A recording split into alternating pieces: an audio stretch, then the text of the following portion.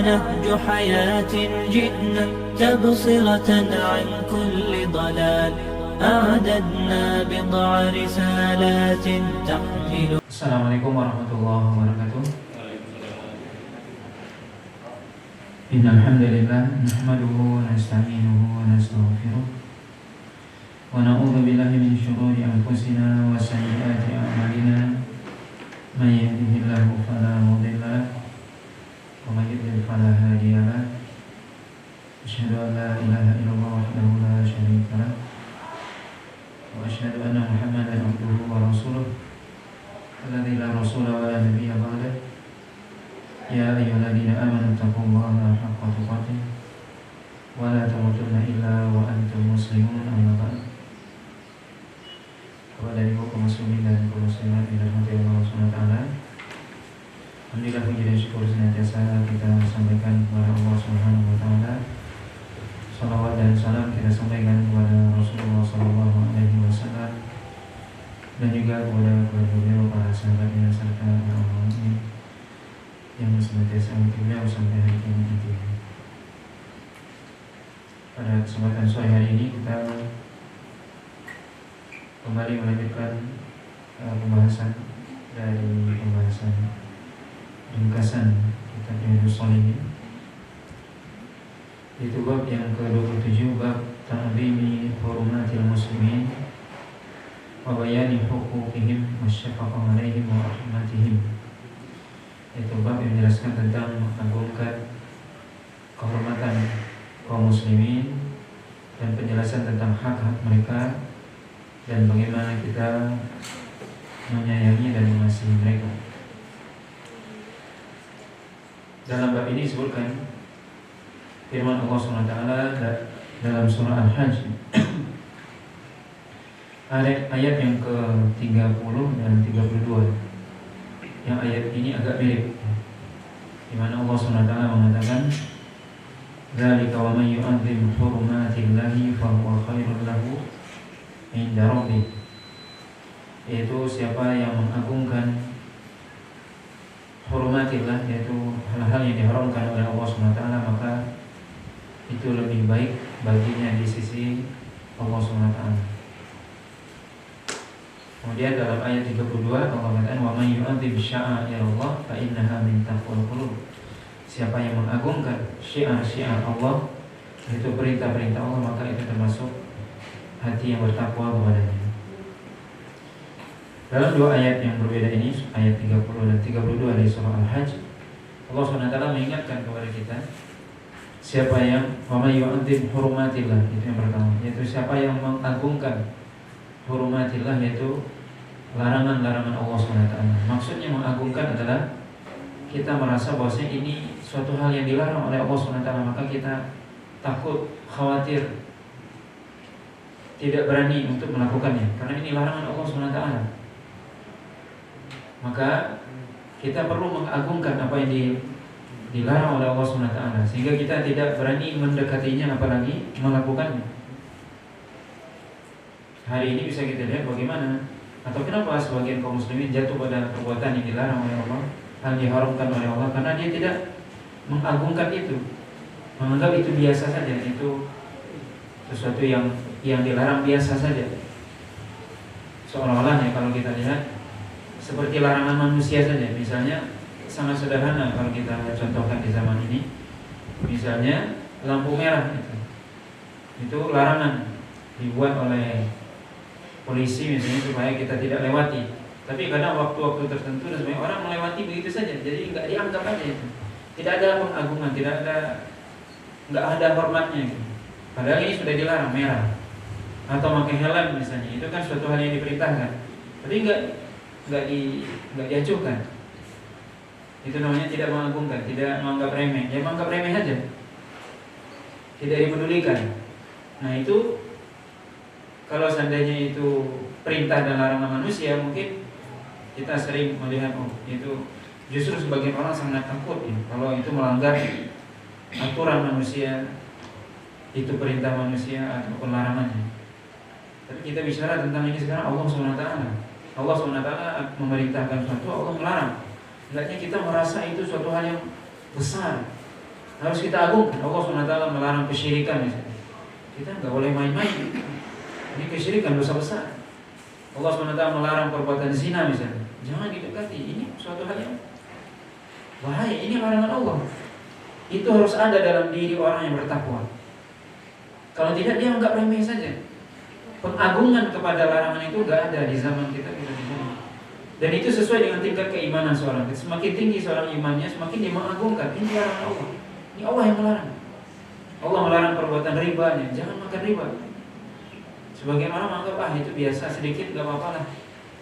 Ini perbuatan yang dilarang oleh Allah. Mencuri atau menzalimi orang, mengambil hak orang lain. Ini dilarang oleh Allah. Itu dianggap remeh saja. Berarti tidak mengagungkan namanya. Ini yang dimaksud oleh Allah SWT. Wa may yu'adzim hurumatillah. Siapa yang mengagungkan hal yang dilarang oleh Allah? Diagungkan maksudnya apa? Takut kita untuk melakukannya. Khawatir kita untuk mendekatinya, apalagi melakukan.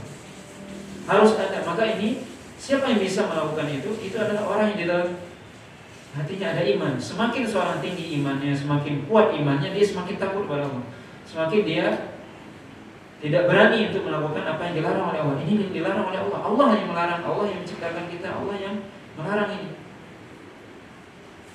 Ibaratnya kita sama orang tua kita sangat hormat nih. Orang tua kita yang membesarkan kita, yang mendidik kita, yang memberikan kita semua yang kita miliki hari ini misalnya, yang membantu kesuksesan kita dan sebagainya. Itu kalau orang tua melarang, kita sangat ingat, oh ini dilarang sama bapak saya ini, saya nggak boleh lakukan ini. Itu menunjukkan penghormatannya yang sangat hebat kepada orang tua. Begitu juga mesti orang beriman kepada Allah SWT. Semakin dia beriman, semakin dia hormat kepada Allah SWT, semakin dia takut melakukan apa yang dilarang oleh Allah SWT. Ini namanya at-ta'zim, mengagungkan larangan Allah SWT untuk tidak didekati, apalagi untuk dikerjakan. Siapa yang mengagungkan hal yang dilarang oleh Allah untuk dia jauhi, untuk dia tidak lakukan, maka itu lebih baik baginya, kata Allah SWT. Dalam ayat yang lain, ayat yang ke-32, Allah katakan, wa may yu'adzim sya'airallah. Siapa yang mengagungkan syiar-syiar Allah, syiar agama Allah, maka itu adalah menunjukkan hati yang bertakwa kepada Allah. Apa syiar Allah SWT? Yaitu seluruh perintah Allah. Ini perintah Allah. Allah SWT menyuruh kita sholat, kita agungkan. Ini Allah SWT menyuruh kita berpuasa, kita agungkan. Kita siap-siap. Kita bagaimana seorang ketika ini perintah Allah sholat, berarti kita mempersiapkan diri untuk sholat. Enggak asal jadi, enggak asal kerjakan saja. Benar-benar dipersiapkan. Ini mengagungkan namanya. Kalau kita misalnya seperti datang tamu, bagaimana kita mempersiapkan diri, itu namanya menghormati. Kalau kita kedatangan tamu, kita biasa saja menyambutnya, berarti kurang menghormati gitu. Begitu juga dengan Allah SWT. Allah SWT misalnya menyuruh kita sholat, kita siapkan diri kita. Jauh-jauh waktu kita sudah siap. Ini ada azan kumandang, kita berhenti. Itu namanya mengagungkan namanya. Sudah ada peringatan, ini azan. Kita misalnya ada tamu, sudah dikasih tahu protokolnya. Oh, datang sebentar lagi.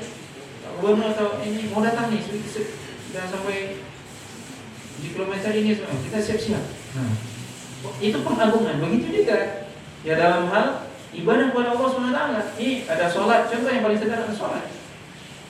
Kita agungkan gimana? Ini adzan sudah berkumandang, harus berhenti semua.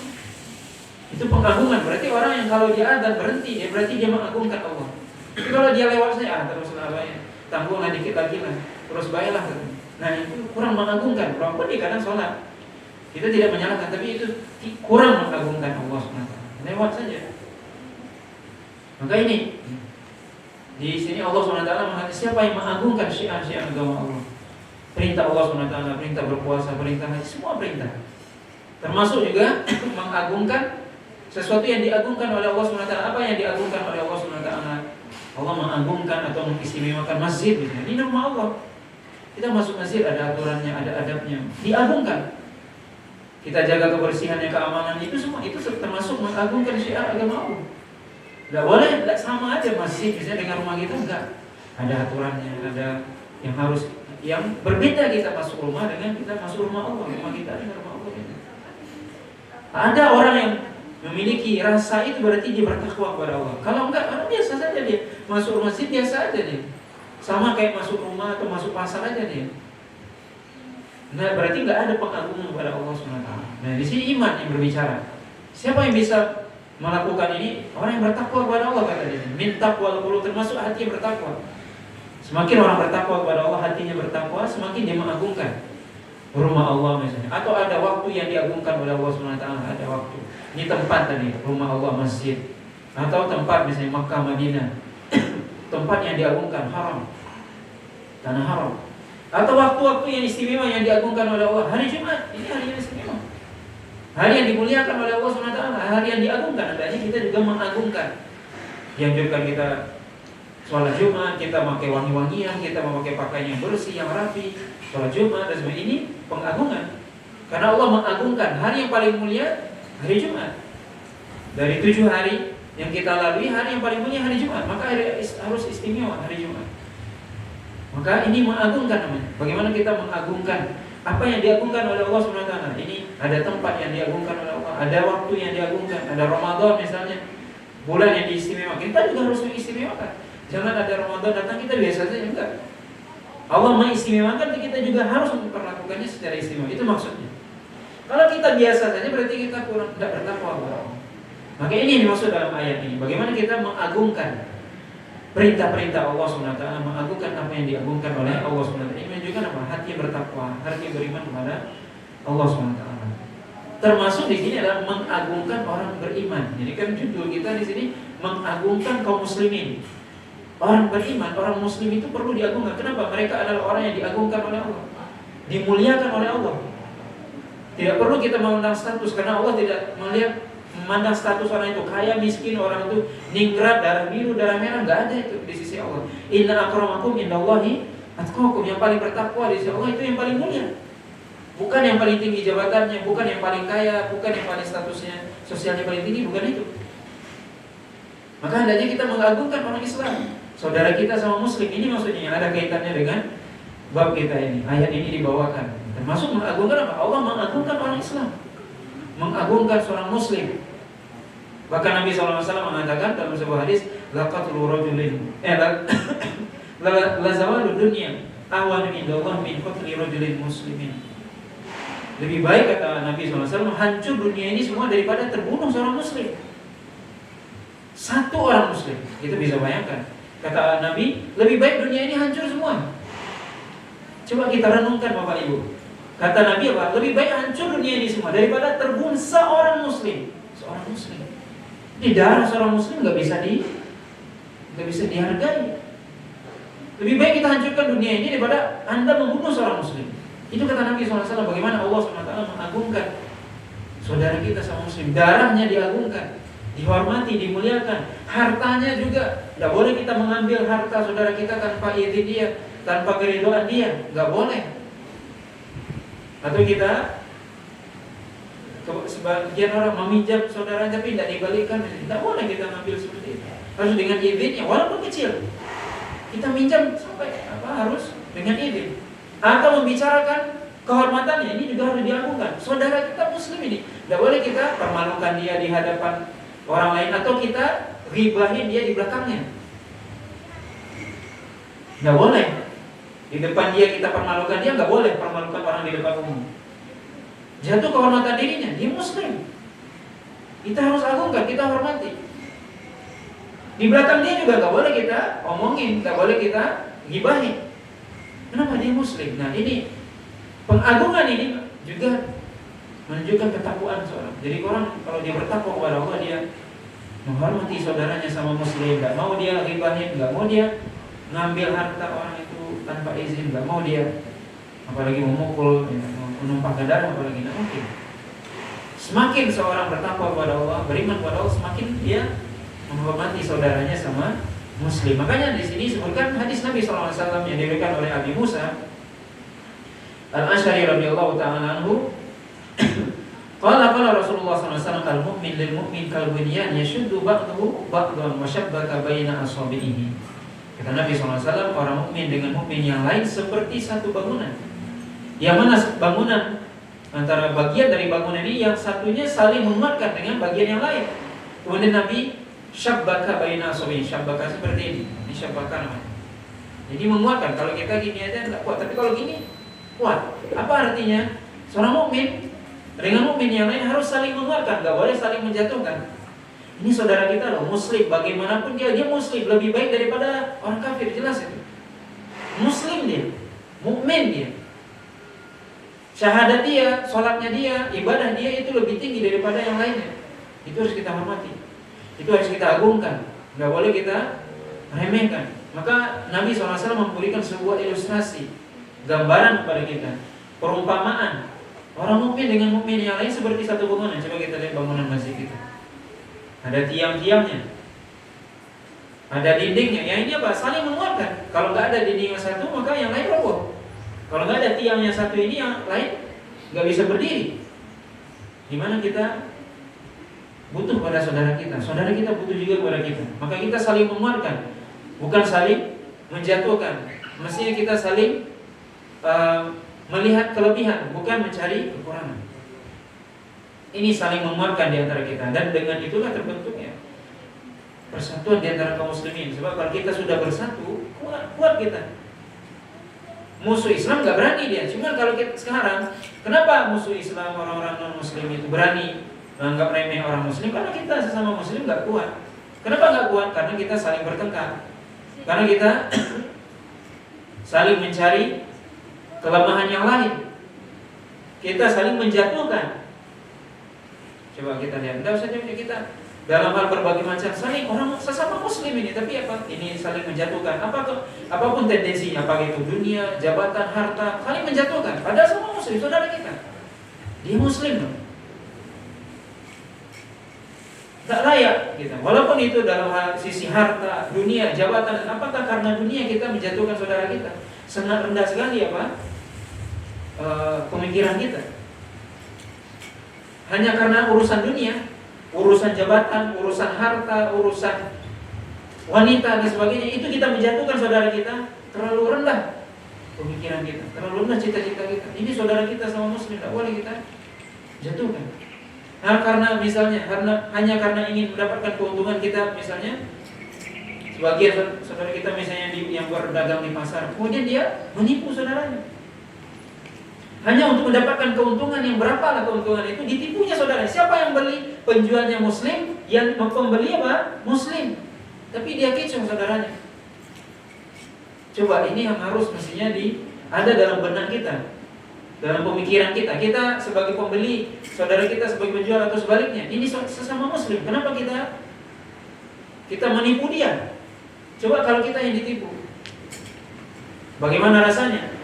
Ini bukan barang ori, kita bilang ori, padahal second. Maka ini contoh di antara contoh untuk mendapatkan keuntungan dunia yang harga yang sedikit. Berapalah keuntungannya? Apa rela dia menipu saudaranya sendiri?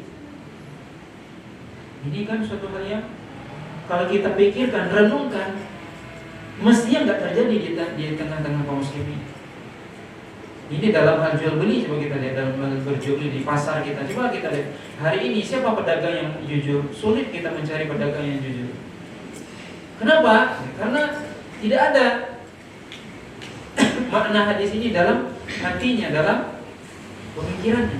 Bagaimana kita saling bersaudara? Kenapa kita menipu? Bukan berarti tidak boleh mencari keuntungan. Silakan cari keuntungan, tapi dengan cara yang halal, yang baik. Jangan menipu. Ini yang kita persoalkan, dia menipu. Atau dalam hal jabatan dan sebagainya, orang rela menjatuhkan saudaranya, mencari aib kekurangannya untuk menjatuhkan dia agar dia naik posisi misalnya. Banyak. Atau dalam hal mencari harta dan sebagainya. Atau tetangga dengan tetangga yang lain misalnya, agar dia bisa terpandang, mendapatkan status sosial di masyarakat dan sebagainya. Dia rela mencari kesalahan-kesalahan saudaranya, padahal sama muslim. Inilah yang dilihat oleh musuh-musuh Islam hari ini. Ini yang terjadi di tengah-tengah kita. Lalu bagaimana kita bisa menjadi kuat? Kita saja di antara kita, mungkin di lingkungan kita, di tempat tinggal kita, di tempat kerja kita dan sebagainya, kadang terjadi hal seperti itu. Sesama muslim, orang non muslim juga ketawa melihat kita. Senang mereka. Kenapa? Orang muslim sama muslim belagu, bahasa Bengkulunya belagu ya. Kelahi mereka berdua, senanglah mereka. Ketika muslim dengan muslim belagu, orang non muslim ketawa ya. Ini yang pertama yang disebutkan hadis. Yang kedua, hadis yang lebih perlu kita camkan lagi, yaitu hadis dari Nu'man bin Bashir yang juga diriwayatkan oleh Imam Bukhari dan Muslim. Rasulullah SAW bersabda, "Matsalul mu'minina fi tawaddihim wa tarahumihim wa ta'atubihim matsalul jasad idza syaka minhu udhun tada'a lahu sa'irul jasad bis-sahri wal humma." Kata Nabi SAW, perumpamaan orang-orang beriman itu, perumpamaan orang-orang yang beriman, baik laki-laki atau perempuan sama aja, dalam mereka berkasih sayang, dalam mereka saling mengasihi dan menyayangi dan saling berlemah lembut seperti satu tubuh, satu jasad. Yang mana satu bagian dari tubuh kita ketika dia sakit, maka seluruh bagian dari jasad ini akan ikut merasa sakit dan ikut bergadang. Gigi kita sakit, maka mata nggak bisa menjam, kepala terasa pusing dan sebagainya, badan nggak enak. Begitu mestinya kita sesama Muslim. Ini Nabi yang memberitahukan, memberikan perumpamaan kepada kita. Kalau tadi seperti satu tubuh yang saling menguatkan, sekarang dalam mereka saling mencintai seperti satu tubuh. Gimana? Mungkin tentunya kalau kita renungkan, ada nggak di antara kita yang benci sama tubuhnya sendiri? Pasti nggak ada. Gigi misalnya sakit, apa dia benci sama kita? Nggak mungkin.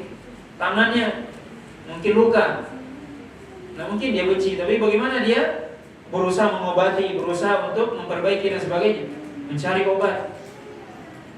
Begitu kita mestinya sesama Muslim. Kalau kita melihat ada saudara kita, tetangga kita, keluarga kita yang mungkin mereka ada musibah dan sebagainya, kita ikut merasakan, ikut membantu, minimal kita mendoakan atau mengucapkan perkataan yang baik, menghibur. Itu minimal kita hibur dia sehingga dia tidak larut dalam kesedihan. Atau kalau kita punya bantuan, kita bantu dengan harta atau dengan tenaga, apa yang kita mampu, itu minimal kita doakan. Ini kenapa kita seperti satu tubuh. Siapapun kita, apapun latar belakang kita, maka perlu kita ingat kita adalah bersaudara. Dan itulah persaudaraan yang sebenarnya. Itu yang perlu diingat. Allah SWT kata, "Innamal mu'minuna ikhwan." Orang mukmin itu bersaudara. Dan persaudaraan orang mukmin itu tidak hanya dunia, sampai di akhirat. Sampai di akhirat, saudara kita Muslim bisa memberikan apa syafaat kepada orang mukmin yang lainnya. Kita berdoa hari ini di sini, Allahumma ighfir lil muslimin wal muslimat. Seluruh orang mukmin yang hidup hari ini dan yang meninggal, semuanya dapat doa itu. Walaupun dia berada di Amerika sana, di Afrika sana, semua dapat doa itu. Semuanya dapat. Kita bisa bayangkan itu. Bagaimana persaudaraan seorang mukmin itu tidak mengenal limit, tidak mengenal batas waktu dan juga batas. Tidak hanya di dunia persaudaraan kita, di akhirat, sampai di akhirat. Tidak bisa dibatasi oleh tempat. Makanya siapapun dia, dari manapun dia berasal, apapun bahasanya, kalau dia Muslim saudara kita, apapun warna kulitnya, mau dia hitam, mau dia putih, mau dia kuning, mau merah dan sebagainya, kalau dia Muslim saudara kita. Walaupun bukan keturunan atau bukan satu nasab dengan kita, atau bukan dari negeri kita dan sebagainya. Justru sebaliknya, kalau walaupun itu dia satu nasab dengan kita, bapak ibunya sama, keluarga kita, tapi kalau dia beda agama, itu bukan saudara kita. Itu hanya saudara di dunia saja yang kita boleh berbuat baik kepada dia, tapi di akhirat nggak bermanfaat. Kita jadi musuh sama dia. Walaupun di dunia mungkin masih bisa saling membantu, tapi di akhirat enggak. Maka ini hal yang mesti kita pahami dengan baik, yaitu persaudaraan yang hakiki itu yang bagaimana? Persaudaraan yang dibina, yang didasari oleh iman, oleh Islam, oleh agama. Itulah persaudaraan yang sebenarnya. Di mana Nabi mengatakan kita dalam sesama Muslim mestinya saling menyayangi, saling mengasihi di antara kita. Ada saudara kita yang mendapatkan musibah, ada yang mendapatkan hal yang tidak dia sukai, kita bantu. Kemudian Nabi SAW menyebutkan dalam hadis yang lain yang diriwayatkan oleh Jarir bin Abdullah, yang diriwayatkan oleh Imam Bukhari dan Muslim juga, qala Rasulullah SAW, "Man la yarhamin nas la yarhamhum Allah, la yarhamhumullah." Man la yarhamin nasa la yarhamhullah. Artinya siapa yang tidak menyayangi manusia, Allah tidak menyayanginya, subhanallah. Jadi salah satu hikmah kita, kenapa kita menyayangi saudara kita sama muslim? Supaya Allah sayang sama kita. Kenapa kita, dan di sini lafaz ini lebih umum ya, yaitu siapa yang tidak menyayangi manusia. Manusia berarti umum, masuk muslim dan kafir. Ya. Kita menyayangi manusia, dan memang Islam membolehkan menyayangi manusia, bahkan hewan. Termasuk di sini orang kafir, tetapi tentunya dalam batas yang dibolehkan. Bukan sampai kita mengagungkan dan sebagainya, tidak. Tapi kita boleh kita berbuat baik kepadanya, tanpa kita menjual akidah kita, tanpa kita menghinakan diri kita. Maka di sini Allah katakan siapa yang tidak merahmati seseorang, tidak menyayangi seseorang, Allah tidak sayang sama dia. Ini kenapa kita menyayangi manusia, apalagi sesama muslim tentunya. Lebih ditekankan lagi kita menyayangi, mengasihi sesama muslim supaya Allah sayang sama kita. Sebagaimana disebutkan al-jazaa min jinsil amal, itu balasan sebagaimana perbuatan. Balasan itu akan kita peroleh sesuai dengan amalan kita. Kama tadi nutudan, sebagaimana Anda berbuat, begitu Anda dibalasi.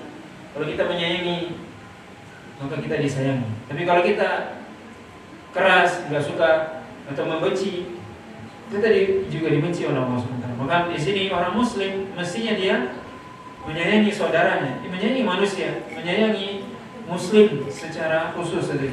Yang mana tadi disebutkan oleh Nabi SAW bahwasanya saudara kita sama muslim adalah satu tubuh di antara kita.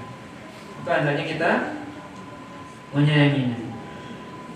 Kemudian hadis yang terakhir dalam bab ini,